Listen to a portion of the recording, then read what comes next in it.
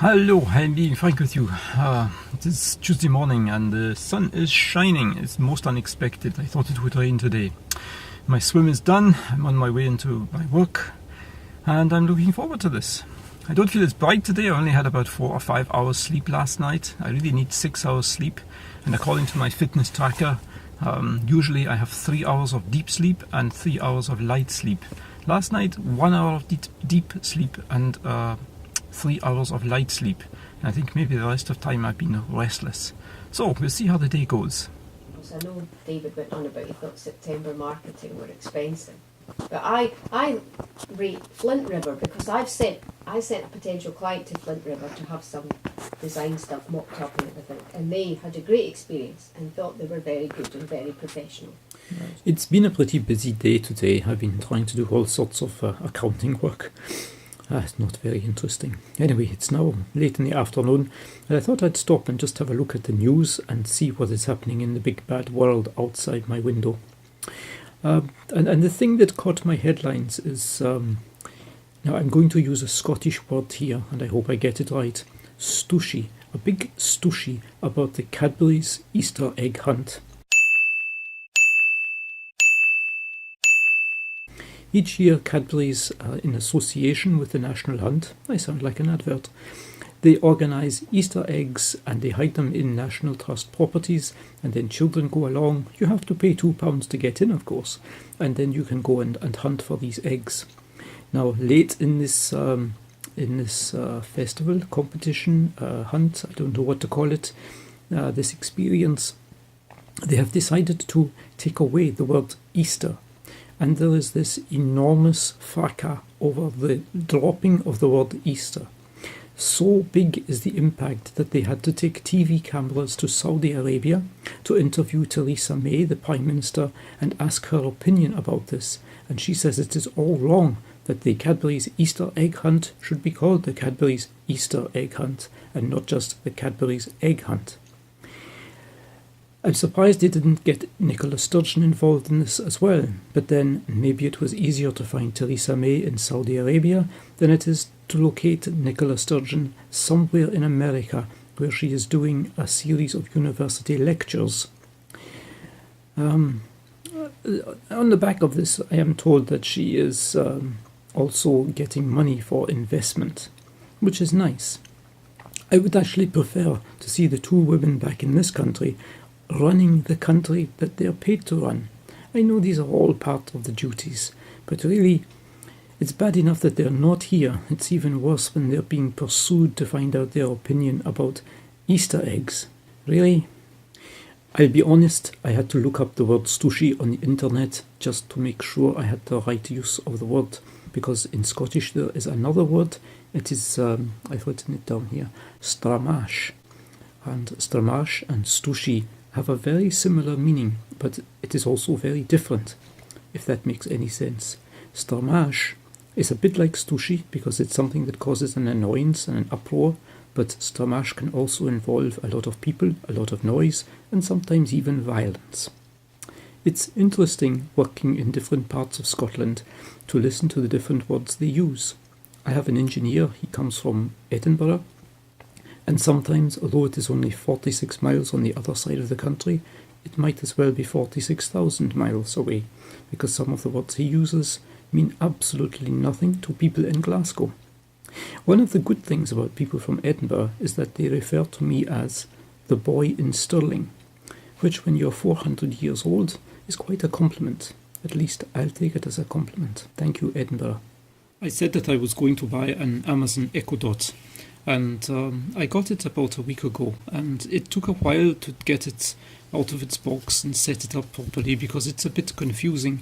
You have to set up the Echo Dot using your mobile phone. You use your mobile phone to discover the Wi-Fi settings, and then the mobile phone by Bluetooth feeds the Amazon Echo Dot with the settings, and then it starts to work. The only problem is it's really, at the moment, as far as I see, just a bit of fun, because I cannot think of any real practical applications for it.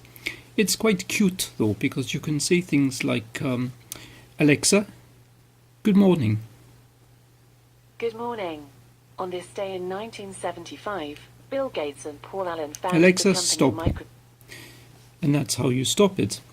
Every command you have to say the name first, although I think there are some series of commands where you then have to answer Alexa and see what happens every time you say her name. I say her name, its name, it is a thing after all.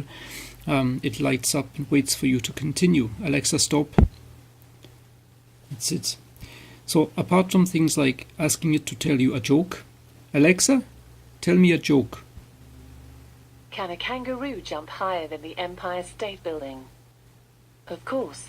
The Empire State Building can't jump. Yes, you can see my problem where I'm trying to find a practical application. One of the good things is you can mate the Echo Dot with a system called Mosaic, and Mosaic also has a system underlying from Tesla. So you can ask the machine about the status of your car, except it doesn't always work because Mosaic keeps dropping the link with Tesla. Let's see if it works. Alexa, ask Mosaic the location of my car. Sorry, I didn't understand the question I heard. Alexa, ask Mosaic my Tesla battery level. Did not understand that either. I think the mistake I made before was I said my car and I should have said my Tesla because that's what she's listening for. I try again. Alexa, ask Mosaic the location of my Tesla. I'm not sure what you meant by that question. Okay, sometimes she understands me, other times she doesn't.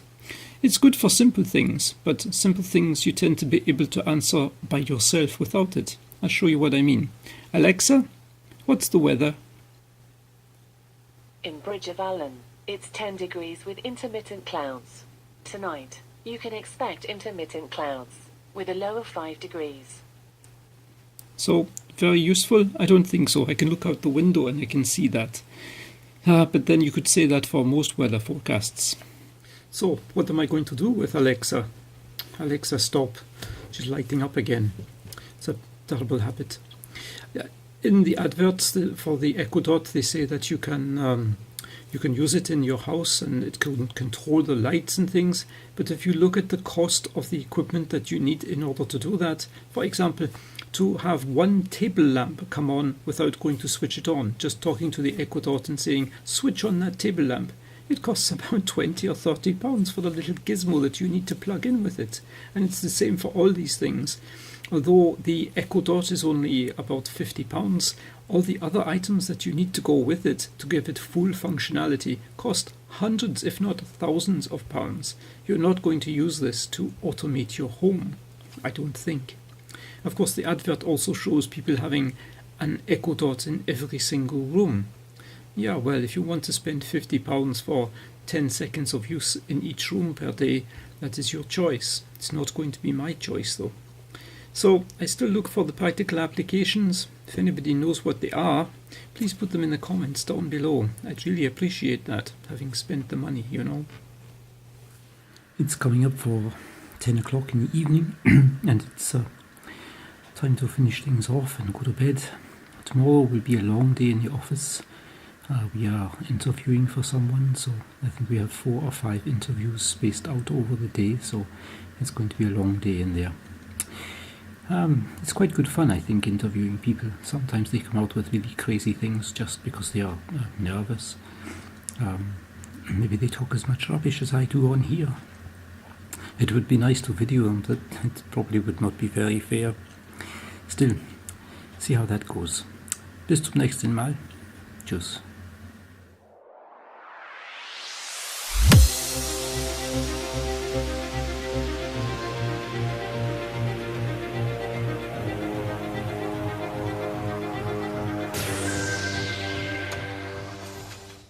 Stramash.